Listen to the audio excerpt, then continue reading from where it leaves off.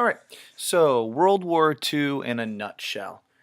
This is going to be a presentation for both my ninth graders and my AP World students.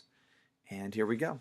So the cause of World War II. First of all, by the first slide, you could see that World War II is truly a world war where conflicts occurring in parts of East Asia and in Europe envelop much of the world because of colonial holdings and different military theaters. Let's go into some of the problems going on. Why would Germany rise up? And I like to go back to state that the causes of World War II can be found in World War I, understanding that many historians look at World War I and World War II as one gigantic war with a hiatus in the middle, a summer session going on in the middle. You know, everybody heads home and goes to the beach during the summer, then comes back. Now, granted, during their beach for the summer, there was a global Great Depression. So some of this is being caused by the militarism, alliances, imperialism, and nationalism that led World War I to start, but then they weren't solved for World War II. The Treaty of Versailles, if anything, it gave land to different people. It split up people. It took billions of dollars away from a new young government, the Weimar Republic, and of course it demolished the prestige of the once great German empire. You could pause this if you'd like. Italy too had some issues. Now, what's kind of fun is in the 1800s, Germany was formed. In the 1800s, Italy was formed. These are new countries. Now, Germany had some success in becoming more of a regional power, even a colonial power. Italy had always struggled, and it just had generations of an unorganized political system, an ununited empire, if you will. So by the 1930s, they're getting their act together. Even by electing Benito Mussolini and having their eyes on Ethiopia. In short, they start to say, hey, let's get land and power here in the Mediterranean. And of course, they didn't feel good about being left out of the Versailles Peace Treaty because during World War I, they had fought on the Allies. And they were hoping for maybe even a bit of an Italian land grab. And really, they were left out of getting anything beneficial. Now, the United States didn't get anything out of the Treaty of Versailles, but we also said we weren't joining World War I for anything. It's a little bit different for some European powers. Now, Japan, I like to say, largely based off of, its geography. Japan was an industrial power with a history of issues with Russia, the Korean Peninsula, and China. And as an industrial power, but lacking resources, it felt that it needed to take care of its own business. And instead of relying on foreign trade, let alone trade with the United States, it might benefit it from actually grabbing resources in a very colonial manner. Now, in Japan's defense, what it was doing was what Europe had done 60 years prior, the scramble for Africa. But the thing is, it's now the 1930s and 40s. The world order is a little bit different, and the world order has been more set in front for the Europeans to be successful, and Japan's playing catch up. So it wasn't an accepted action, and it was condemned even though what it was doing was not atypical of 50 years prior. The Soviet Union, it too had some problems going on here, and it was a political system that was new to the world, a communist entity that felt that it needed to protect itself, surround itself, especially because of what happened in World War I. So now the USSR has come together back in 1922, and it would benefit it for it to have land around it, especially spreading its Comintern-supported communist ideology. It would be nice if it had a buffer zone. And of course, I would also contend the last bullet there, it needed to make up for some of the failures in World War I. And this is the Russian Revolution thing. The Russian Revolution led to the Soviet Union backing out of World War I. Maybe it should have. But now that the revolution went through and some of the ideology has been pushed off to the side, instead, now we have communist dictatorship. Just think of the Animal Farm. Now it's time with that Stalinist regime to make up for World War I failures. And then you enter the cult of personality of the dictators.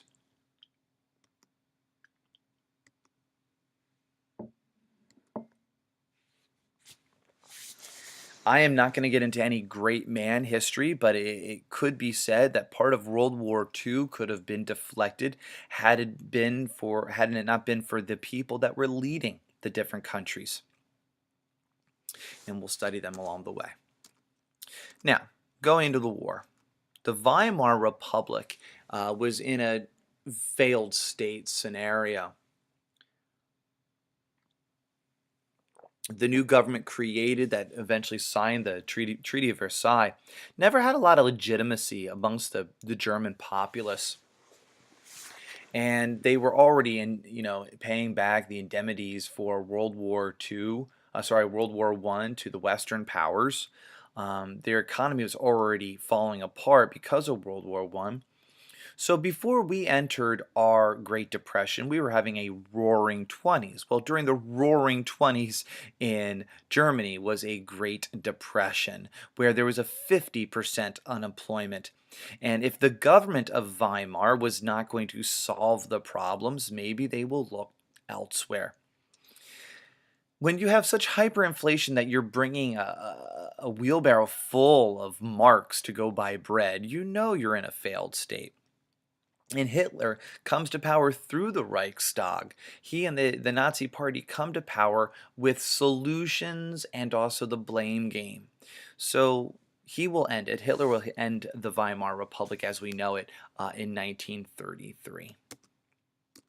Now, a little bit about Adolf Hitler that has no shock therapy to you because you've already recognized this slide, is the slow rise of Adolf Hitler from a World War I vet who was down on his luck, who had been turned away from the arts, who eventually tries to lead an overthrow with like half of a friend, ends up in jail, writes a national bestseller, and all of a sudden, because of his oratory abilities and the popularity of Mein Kampf, he's thrusted up through the ranks of the Nazi Party, coming into power in 1933. Coming into power relatively legitimately to the people. The people didn't know about a lot of the actions going behind the scenes. So this is the rise of Adolf Hitler through the 20s. By 1933, we are in a Great Depression. We select FDR because we want change. And not that Hitler was directly elected by the people, but he comes to power in 33 through the Reichstag as a solution to the problems of Germany. Now, what did Hitler want? What did the Nazis want? Well, they wanted living space, Lebensraum. They believed in Übermensch.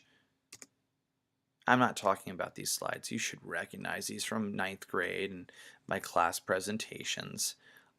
It's just now it's a good review for where we've been.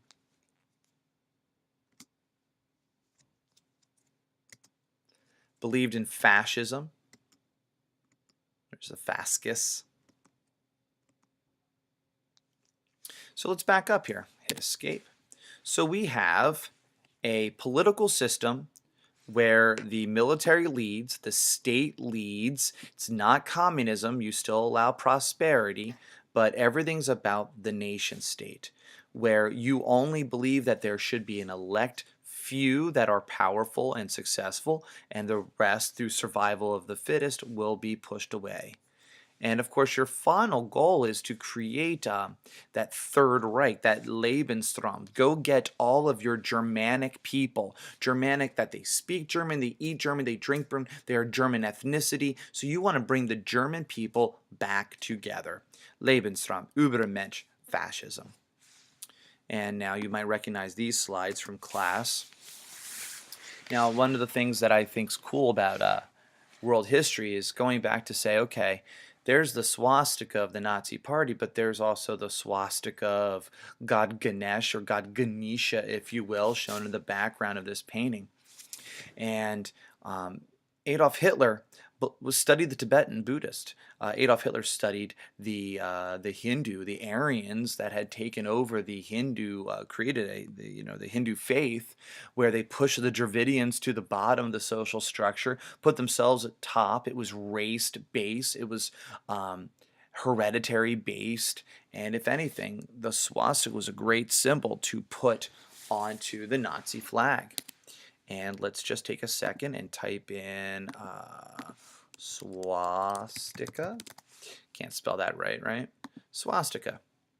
A symbol of peace for millions of Hindus, Buddhists, and also Raelians, since their symbol of infinity and time, their symbol of eternity.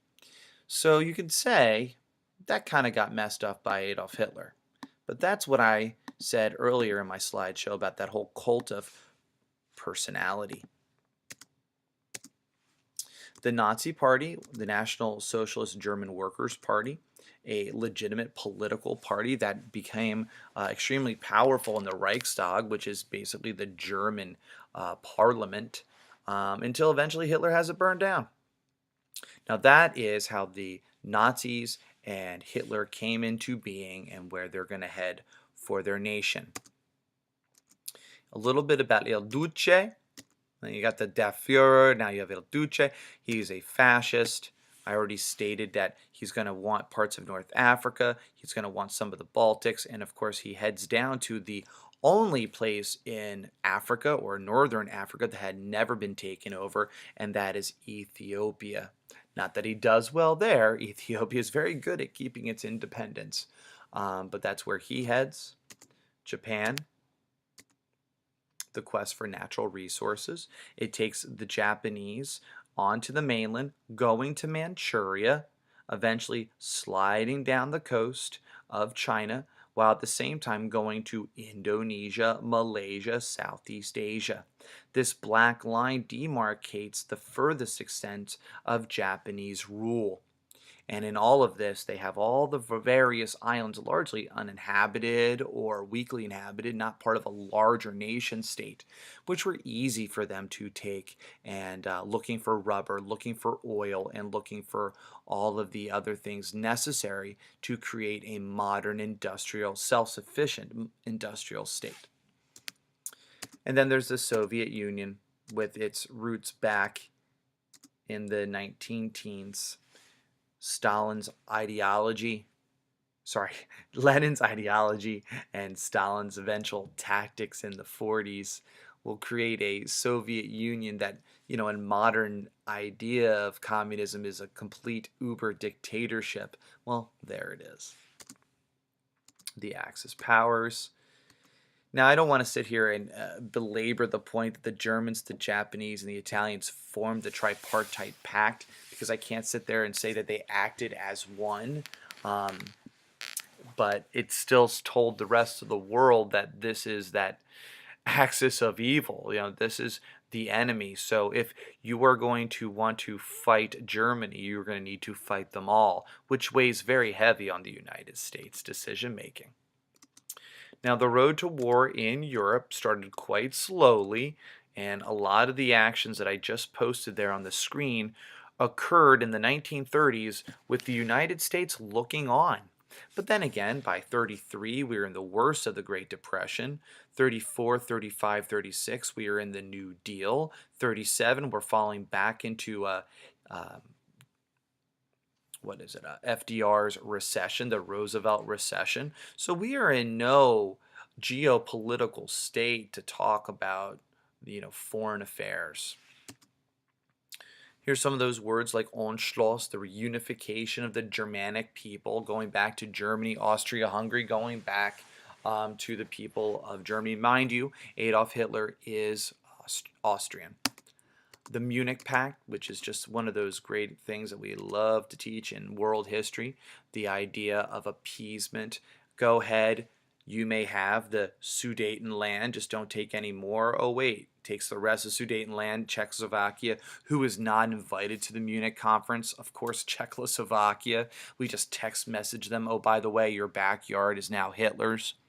And of course, it never gets better than Neville Chamberlain kind of getting this mark wrong when he says, I believe it's peace for our time. And he was wrong. And the Munich Pact, as an example of appeasement, shows how the Western powers were determined to avoid World War II, even though it was their Treaty of Versailles that was partly to blame for World War II.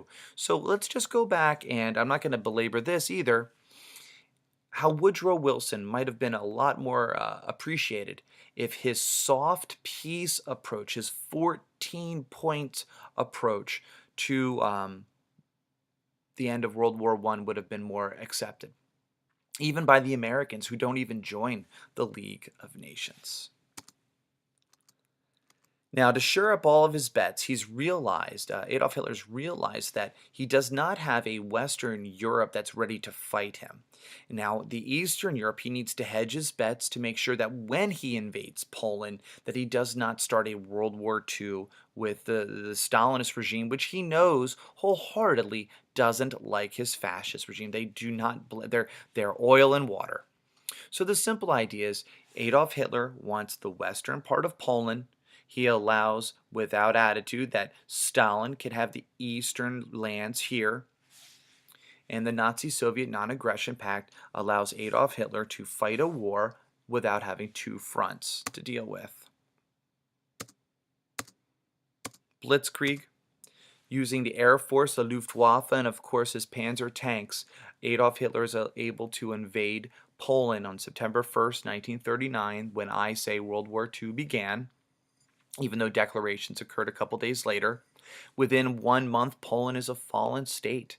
Adolf Hitler is using the technology of the day. The Air Force guys and tanks were around in World War I, but they didn't impact the outcome of the war. World War I was all of that, chemical weapons and, of course, trench warfare and flamethrowers and artillery. And of course, machine gun. Now, in World War I, you could see the weapons of man are leading to a different style of warfare. Now, a little bit of road to war in Asia. There's not a lot of bullets here. It's just re-showing that visual earlier about what the Japanese have had done. They've been successfully able to take land after land after land. A lot of the land they are taking either was a free and independent state that did not have any military on it, or like Shanghai and down in Hong Kong and some of the French Indochina was actually colonial holdings that were taken by the Japanese. So it's not like they were even free and independent states. Japan was taking them from one colonial holder and giving them to themselves. The U.S. reaction to this? Well, it was an economic relationship, and we did not like the Japanese threatening our Philippine Islands, did not like how, that whole idea of everybody gets access to China and East Asia isn't being respected. So they kind of closed the economic door on Japan. When Japan sees that, they have to make a decision. And one of the things they start to decide is, should we attack and why should we attack? Well, a couple reasons. They're going to attack Pearl Harbor because they believe that eventually the United States is going to join the war to help save Great Britain. If we're going to help save Great Britain against Germany, we're also going to help save Great Britain's colonial holdings in Asia, thus fight Japan. They also didn't want the United States to be in a positive military position, and they liked the idea of getting rid of them. So instead of fighting a two-front war against China and the United States, why don't we knock off one of the competitors pretty quickly? Drive them away from wanting war. Drive them away from the ability to wage war. Yes, a preemptive strike against the United States Pacific Fleet, largely based there in Hawaii.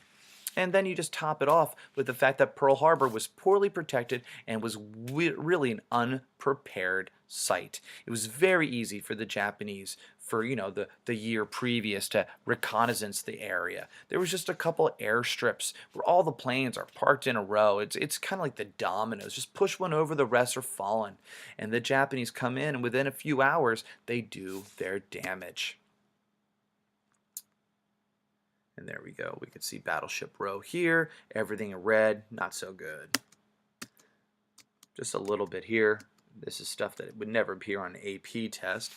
I talked about in class in 9th grade that Isoroku Yamamoto never said that quote, but it's a nice quote because it's very suiting to the United States' response in World War I. All you did is take a government that was being passive or being slow to war, um, and just said, okay, join it. And the United States, in just a few months, had rebuilt everything that was lost at Pearl Harbor, a date which will live in infamy. And on December 8th, we declare war and join World War II.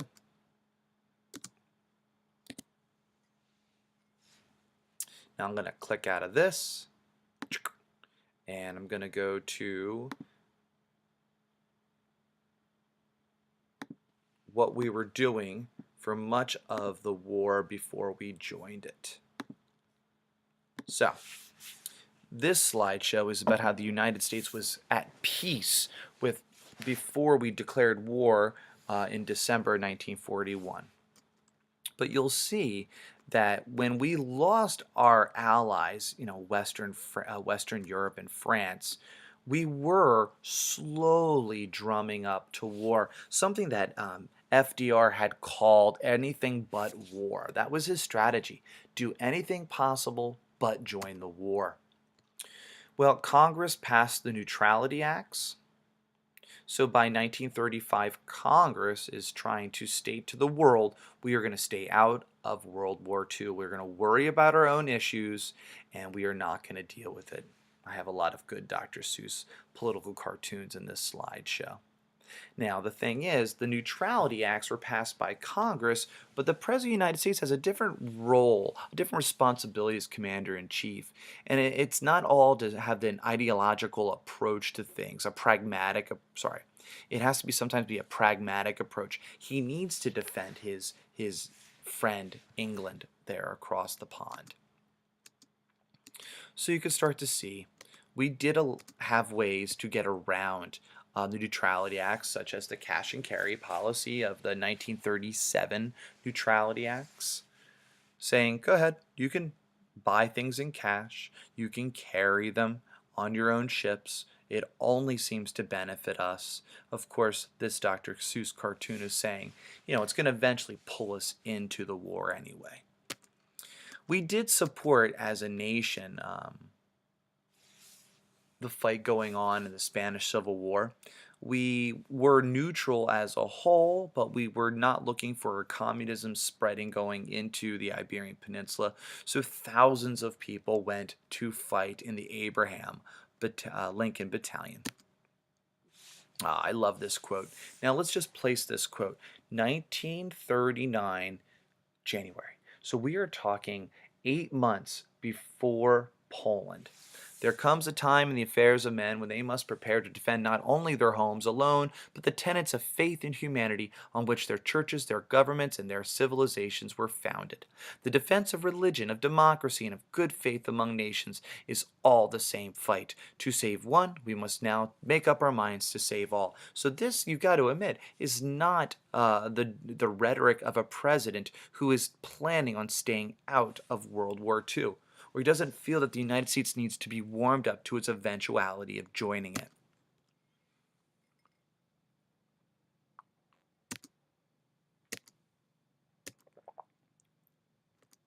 The United States starts to see itself as an arsenal. We have the weaponry, so we need to share that weaponry to help democracy stay where it is. Go back to Wilson, the idea of make the world safe for democracy. Well, FDR builds upon that liberal ideal to say, we're not just going to make the world safe for democracy, but we'll definitely also open our door to provide whatever is needed for those who are fighting oppression. The arsenal democracy, make the world safe for democracy is all attached to eventually the Truman Doctrine. Now here come my kids.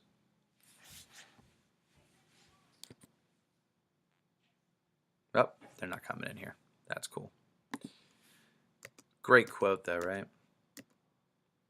We must be the great arsenal of democracy, for this is emergency, a series of war itself. We must apply ourselves to the task with the same resolution, the same sense of urgency, the same spirit of patriotism and sacrifice as we would show if we were at war.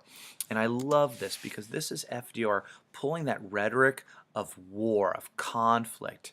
And he does the exact same thing in his 1933 inaugural address, saying we need to fight depression or poverty or our economy's woes like we are at a state of war. Good job. For freedoms, you should recognize these paintings. These paintings there, Saturday Evening Post, Norman Rockwell paintings. Freedom of speech, freedom of religion, freedom from want, freedom from fear. It is January 1941. We're still at peace. You could even see that in our press. The media is trying to keep us understanding that we have an obligation to ourselves and humanity. This is a cute one, right? Senator Taft's quote. Lending war equipment is a good deal like lending chewing gum. You don't really want it back. Another Dr. Seuss poster. This is where I need to stop for a second. Now, I am a Model UN advisor, and of course, I've taught current global issues. I've taught ninth grade and AP World. I'm a big fan of the Atlantic Charter because the Atlantic Charter, though it's something that lays the foundation for other things, it sums up the 20th century. It sums up Western Europe's liberalism. The idea that it is a time to build and formalize Wilson's 14 points and try them again. And that's really what happens. Churchill and FDR meet. They sign the Atlantic Charter, and the Atlantic Charter is the foundation of today's United Nations. And you could see a lot of the war aims, even though we weren't at war, were to solve the problems that not led to World War II, but had led to World War I. We are trying as a world to stop war. Even though we had the Kellogg-Briand Pact of some 20 years previous, just signing a law saying war is illegal as a way to deal with your issues, that doesn't work. It needs to be a methodology, and it needs to be a group approach. And 24 nations signed on to the Atlantic Charter, and these nations declared themselves members of the United Nations, which in 1945 is formalized as an international body. Now, everything in the slideshow here was all our actions before we were even at war. Trying to save Western Europe, trying to save Great Britain, and a slow build-up to what will eventually be our joining World War II. Now, I'm going to leave this and head into some propaganda posters of the United States home front. I just love this. This is propaganda, largely not propaganda created by independent companies, but by the government itself. So we're just going to scroll through. That World War II was truly a nationalistic cause in the United States. Stuff that we didn't really see as much of in World War I. Our time in World War I was so short. By the time we joined World War I, we were already heading towards victory, where in World War II, that was not so sure. I think everybody recognizes Rosie the Riveter. Here's another version of Rosie the Riveter. Look at those arms. And of course, you gotta love, the blonde hair, blue-eyed, the picturesque, the cult of domesticity sitting there. Go get a job. Well, he's dead, whatever. Go get a job. The Victory Gardens. A very famous one. When you ride alone, you ride with Hitler. You need to donate money, buy bonds, victory bonds and liberty bonds. So there's just some propaganda that the United States led. I show those in class. I just think they're really enjoyable to look at. So we are at minute 30, and what I want to do now is talk about the end of World War II. Now this is largely very American-centric because this is my American history presentation. So let's say by the time we join World War II, Western Europe is largely lost. Though France is not completely occupied, northern part of France is occupied, southern part of France, Vichy France, as I explained in ninth grade, it's more of an ally to the Nazis in hopes of keeping it safe. So the British and the Americans, they have to devise, what are we going to do now that Europe is conquered and Asia has fallen? And the plan is to save Europe first, then focus both of their efforts on Asia. They don't plan on attacking Germany proper. They don't even plan on taking the war to France quickly and saving Paris. They want to do something called periphery pecking. This is not necessarily what the Soviet Union wanted. They wanted more pressure put here on Paris and Berlin to take the pressure off of the Eastern Front. Our desire is to periphery peck, which is the next few slides. So what we're going to do first is we are going to head to North Africa. The British are already there. And we are going to, using the sepoys of India and even African troops, we are going to fight in North Africa and periphery peck. The idea is to take back North Africa and then attack the soft underbelly of Europe, which is what Winston Churchill thought was this vulnerable part of the Nazi regime, because there were so many Germans here. I'll call it the Nazi regime.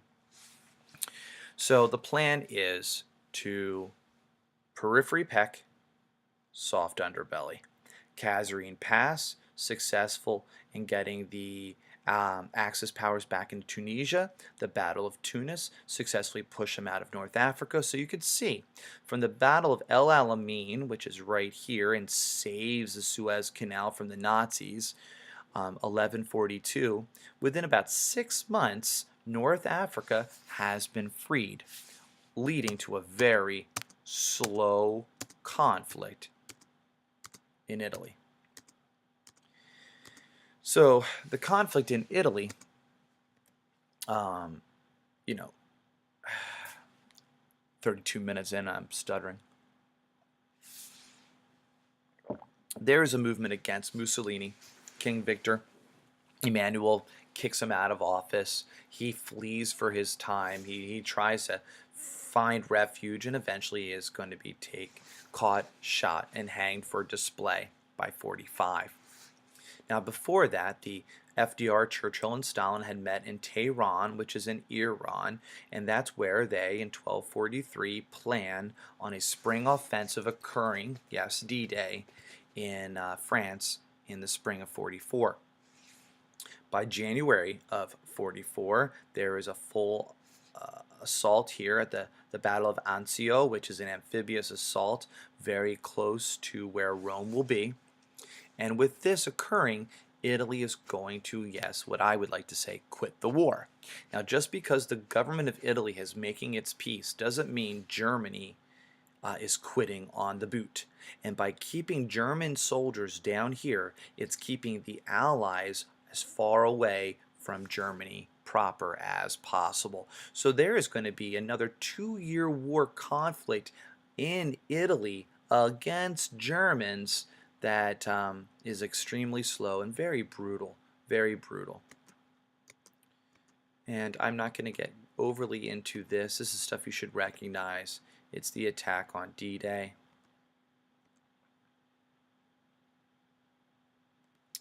So we have the plan is to cross the English Channel in June 1944, and instead of attacking the traditional Dover to Calais route, we are going to have a dummy army up here with George Patton. Instead, we're going to organize throughout England to eventually come here in the English Channel to lead an assault here at Normandy with the hopes of cutting off this peninsula and taking the city of Cherbourg. Thus, you can unload all of your supplies and your troops. On June 5th, 1944, we are carpet bombing, we are precision bombing, and we are also laying off supplies. We are dropping off tanks, we're dropping off boxes, and we're dropping off thousands of paratroopers. This is all the premise of Saving Private Ryan, of course. Now, after this is successful, and within 2-3 months, Paris is taken, Operation Dragoon occurs down in Saint-Tropez, which is southern France. So now we have Italy, St. Tropez in southern France. We have Normandy in northern France. We truly have a Western Front being created. Patton and others, we take back Western Europe pretty dang briskly, so that in the summer, the fall of 44, we are liberating. I use that word liberating because we are freeing people and giving those lands back to their people, where the Soviets are more on a land grab. They had been fighting brutally at Stalingrad. You could see they've been fighting and protecting themselves from Leningrad to Moscow to Stalingrad.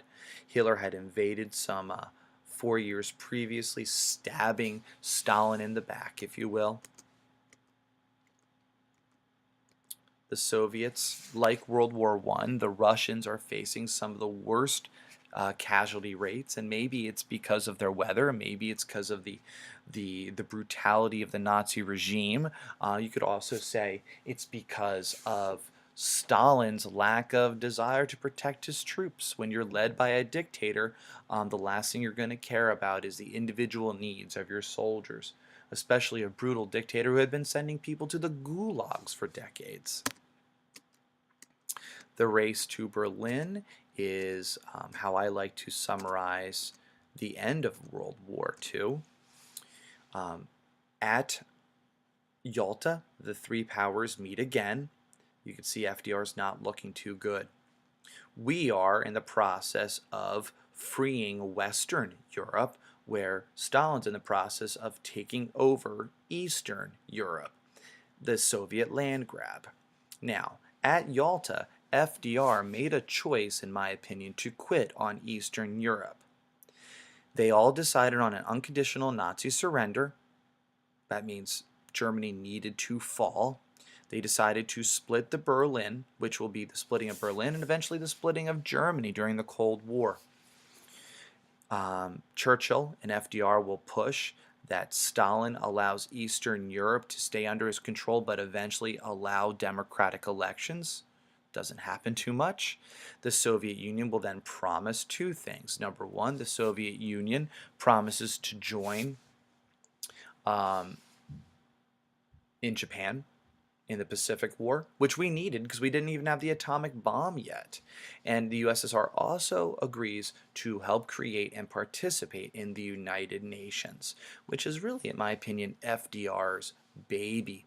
So FDR is banking more on ending World War II, creating a peace mechanism, infrastructure to handle what will be the Cold War, which he and others knew were looming.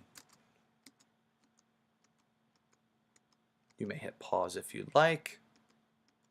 You may hit pause if you like. These are a lot of things that I brought up in 9th grade. I don't see them being on the AP test. Now, my Pacific War. So by the May of 1945, the Nazis had fallen. And you saw the different reasons why and the process of how. Here I'm just going to talk from a slideshow about what was going on at the same time in Asia. We obviously have the Hawaiian Islands being attacked at Pearl Harbor. We have the Philippines falling the same month. This is the infamous I Shall Return by Douglas MacArthur. The loss of Wake Island. We do give a black eye to the Japanese when we attack Tokyo in Doolittle's raid, but Doolittle's raid was nothing more than a showing of American pride and nationalism. We do protect Australia at the Battle of Coral Sea, and we do protect the rest of the Pacific at the Battle of Midway. So the Battle of Coral Sea and the Battle of Midway stop Japanese expansion. Then we have the island hopping campaigns down here. The Army is going to be led by Douglas MacArthur, and the Navy is going to be led by Chester Nimitz, and we are going to island hop to the Honshu, the main island of Japan, and we're going to island hop, taking back these conquered lands till we get back our Philippines. Remember, we've held the Philippines since the Spanish-American War of 1898 and 1899. So we want it back. The Battle of Guadalcanal, the island hopping begins. And a couple years later, about 2 years later, at the Battle of Leyte Gulf, where we start to see kamikaze attacks, we do reconquer the Philippines, and Douglas MacArthur is able to return. Now, the reason why I jump here to here is just to show you that it took about a year and a half for all of these islands to actually be attacked. And as I said in ninth grade, every one of these attacks was mini D-days, where we were amphibiously attacking the Japanese, who had the higher ground. Very brutal. Thousands upon thousands died at each battle on both sides. Of course, Iwo Jima, particularly one of the more famous island hopping campaigns. It is nothing but a big old volcanic rock, but the Japanese had an airstrip that we wanted to take from them. I think that's all I'm going to get into the Battle of Iwo Jima for this presentation. Okinawa is the next attack. Okinawa is one of the Japanese islands, so when we attack Okinawa, we were attacking Japan. Unfortunately, it was evidence that the Japanese were not going to quit this war. They literally were going to fight to the death. Women were jumping off cliffs with their daughters because of propaganda from the Japanese imperial government saying that the Americans were going to slice and dice them and their daughters. So they would rather jump off cliffs. And this is that whole Bushido code, you know, the idea of the samurai. Even with the women, they would rather die honorably than to be conquered. My slow dramatic, the firebombing of Tokyo, where 200,000 people are going to be firebombed in Tokyo over many months in 1945, looking for the Japanese to quit, the Japanese to surrender. But it's during this time where World War II ends in Europe. We detonate our first atomic bomb in Los Alamos, and of course we use it. The summer of 1945 can be summarized by the Japanese surrendering and the end of World War II. So, hope that all helped. Gotta like this cartoon, by the way.